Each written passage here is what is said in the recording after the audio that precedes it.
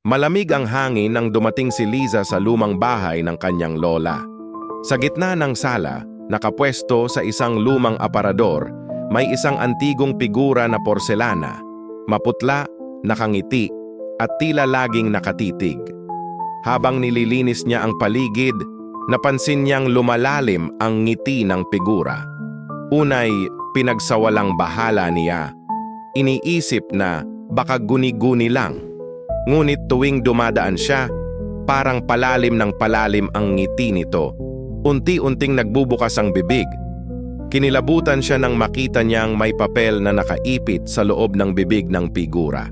Pinilit niyang kunin ito, nanginginig ang kamay.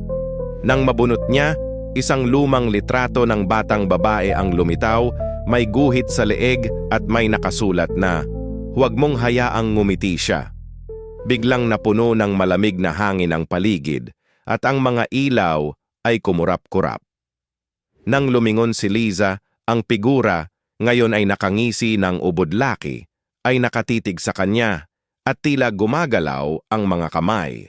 Sumigaw siya ngunit walang nakarinig. Sa huling saglit, nasulyapan niyang ang aninong nakangiti ay sumasalamin na sa kanyang sariling mukha at ang ngiting iyon ay hindi na niya mapawi kailanman.